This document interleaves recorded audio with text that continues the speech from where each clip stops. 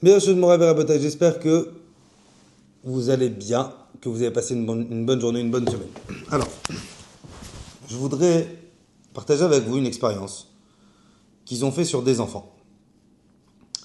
Ils ont pris deux groupes d'enfants, même âge, même niveau, même connaissance, pas un plus intelligent que l'autre, non, tout pareil. Et ils les ont mis dans deux classes différentes. Et ils leur ont donné des exercices. Exercices de maths, exercices de machin, exercices. Les mêmes exercices pour tout le monde. Les enfants, ils ont terminé l'exercice à faire. Le premier groupe, ils les ont récompensés, ils les ont louangés, ils les ont glorifiés, ils les ont tous les synonymes pareils que vous voulez sur le résultat des notes. Ah, t'as eu 100, t'as eu 90, t'as eu 300, t'as eu... sur le résultat des notes. Le deuxième groupe, ils les ont pas récompensés sur le résultat. Le deuxième groupe, ils les ont récompensés sur l'effort. Donc je répète, deux classes avec les mêmes exercices, avec les mêmes machins. La première classe, ils les ont récompensés sur le résultat.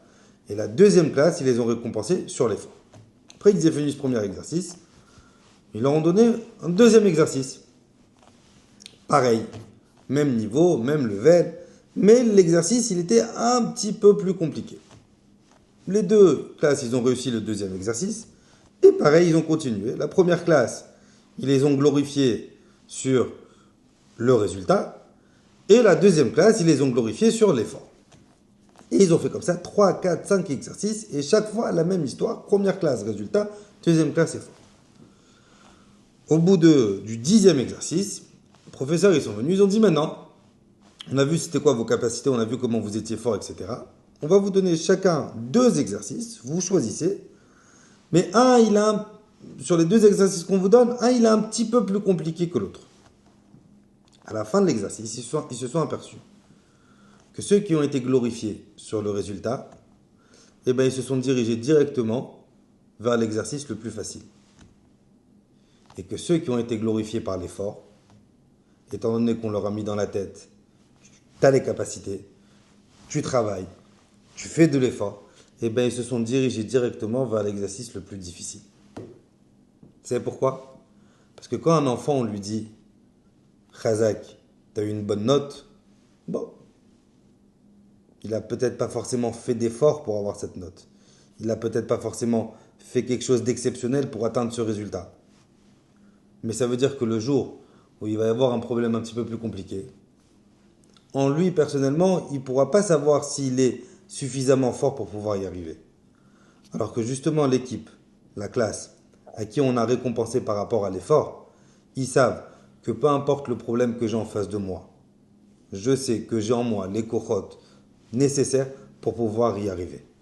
Et bien, c'est un moussard énorme sur comment travailler avec nos enfants. Les récompenser que sur les résultats, on aura des enfants intelligents, mais on n'aura pas des battants. On n'aura pas des enfants qui vont, quand ils vont avoir un objectif difficile en face d'eux, ils n'auront pas suffisamment ce bitachon atzmi, cette confiance personnelle pour pouvoir se dire « Allez, j'y vais ».